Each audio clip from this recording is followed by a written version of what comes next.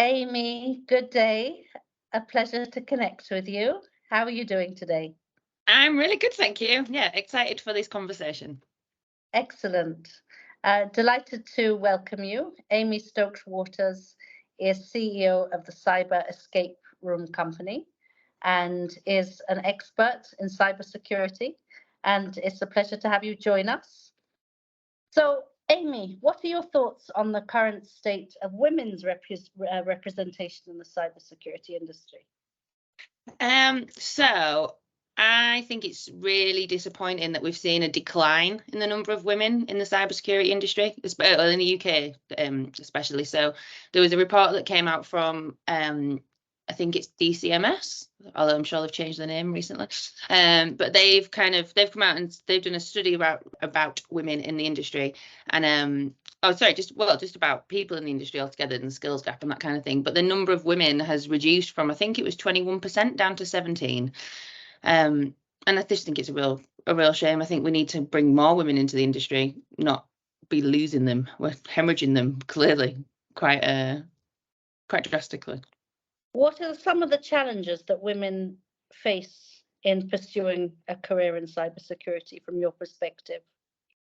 So I think we've got a culture issue in terms of like image and brand around cybersecurity. So a lot of the marketing that we use tends to focus on things like military grade. We talk about doing war games. We talk about like hackers in hoodies, that kind of thing. And I just don't think that kind of image appeals to women. So I think there's definitely an image problem around it. But then I think there's also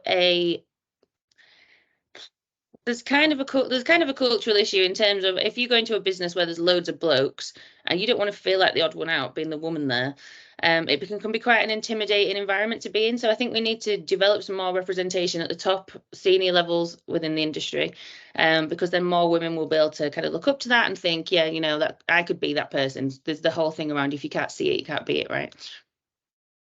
So what do you think the solution is? What do you see? I think we need So I think we need to be going into schools and we need to be explaining what cybersecurity actually is to young girls. Because I think when I was at school, if someone had said to me, "You're going to go work in cyber," I'd have been like, "No, that's never going to happen. Like, that's not a role for me. It's super technical." And I'm not a technical person. I'm a very personable person, hopefully. But yeah, more socially inclined rather than technically inclined. So, but I've still managed to find my own niche within the industry. But like I said, if someone had told me at school that that's what I'd be doing, I'd have laughed at you probably. So I think we need to go and kind of explain the variety of roles that we have within cyber. And I think we also need to stop gatekeeping cyber. So I've been told several times in my career by CISOs and by technical people that I'm not really in the industry because I work in sales. Or I did work in sales, because I'm a sales and marketing kind of person. You're not really in the industry. You're just a supporting role. And I think, well, no, that's not true, is it? I am in the industry. And I think that gatekeeping attitude that we have really, really needs to stop as well. Because I think there's plenty of really talented women out there who can fulfill kind of sales and marketing roles, which are really, really needed. But if you continuously gatekept and said you're not really in cyber, then it's not a conducive atmosphere for you to kind of want to work in. What about unconscious bias? Do you think that is prevalent in the industry as regards underrepresentation of women?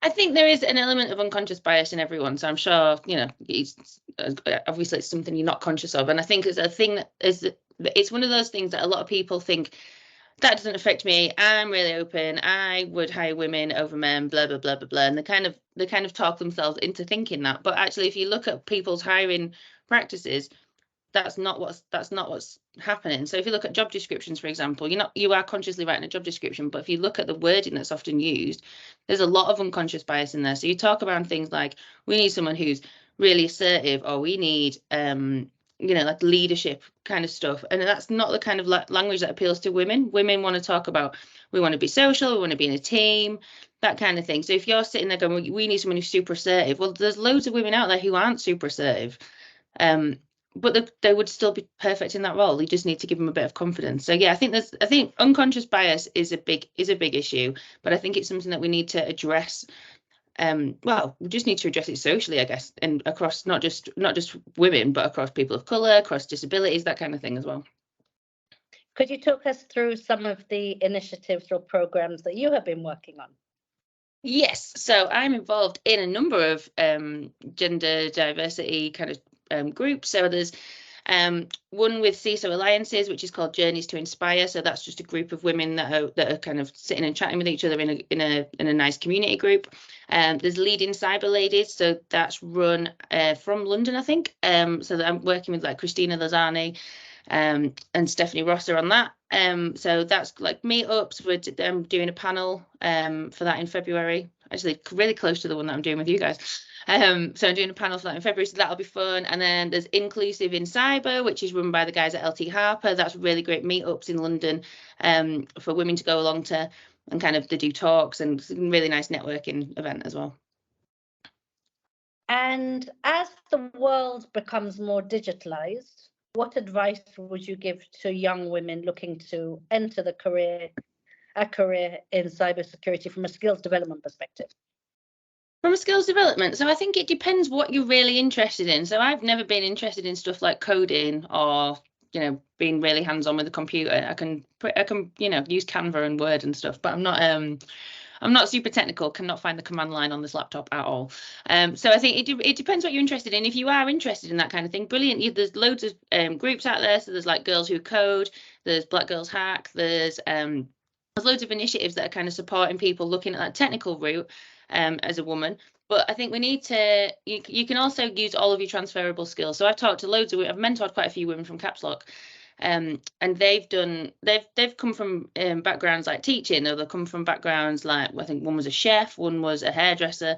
There's all sorts of backgrounds, but there's the transferable skills that we need to concentrate on as well. So having those interpersonal skills, communication, like being able to present, being able to talk to people, creative thinking, all that kind of stuff. That's super, super important in the industry, but it often gets overlooked in like job descriptions. So I think we need to you can focus on those skills and think about the transferable skills that you've got, even from either previous backgrounds, or think about the skills that you're building up at school. So are you presenting to your classmates? Are you organising events? Are you doing presentations? That kind of stuff. If focus on that as well, because that's some of one of the biggest skills gap that we've got in the industry is around that interpersonal kind of core skill element.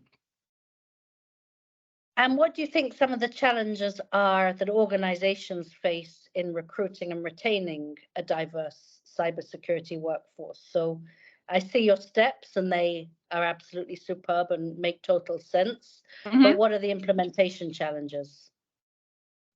In terms of hiring women, so I think we need to think about things like putting flexible working in. So today, actually this is a good day to be recording this, because there's just been a bill either being passed or been accepted around flexible working, where organisations have to give you flexible working. So if you're a mother who's returning from maternity leave, or if you're a carer, or if you're if you've got disabilities that mean you can't always be in the office, your organisation will be forced to give you flexible working. So that's absolutely brilliant. So I think that's super important, especially when you've got like childcare and stuff.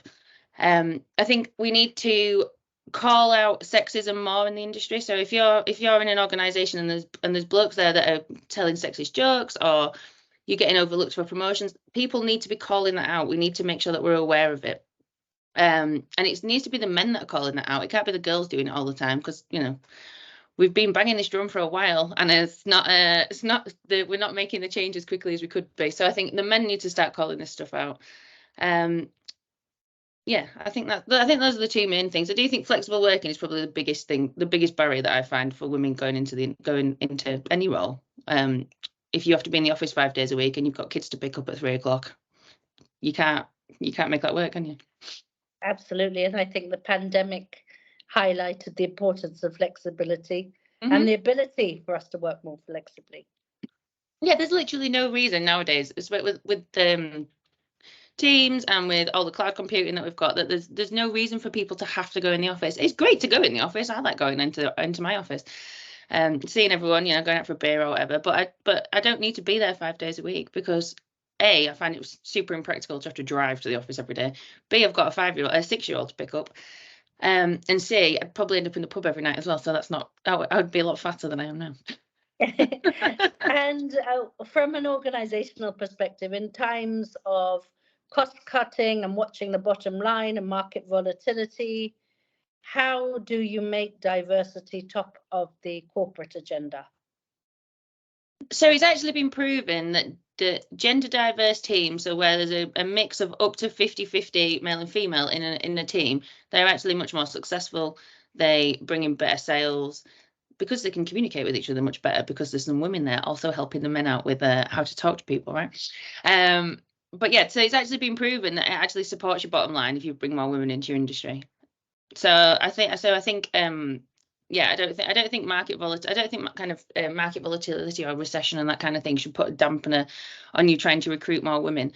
And there's loads of great places to recruit them from as well. I think the issue that we've got with recruitment into cyber, sorry, going back to a previous question, the issue that we've got with recruitment is that it's a lot of blokes that own companies. So it's a lot of men that own companies. And when they go out to recruit, what they do is they ask their network. Well, their network is usually people who look a lot like them. So they'll go to the pub and say to their mates, do you know anyone that can fulfill this role? Or they'll go to the golf club. Golf club, is that what it's called? Yeah, golf course. And say, yeah, that's it.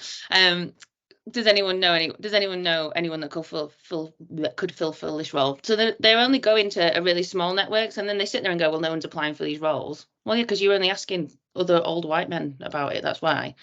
So if you went and asked some women, if you said specific, like you can't specifically say I'm recruiting for a woman, because that would be discrimination. But you can go to the female communities that are within the industry, and you can go and ask them, here's a job posted. Does anyone want to apply for it? You'd get a much better response. Absolutely. And we are looking forward to you joining us at Cybersec in London on February the 21st.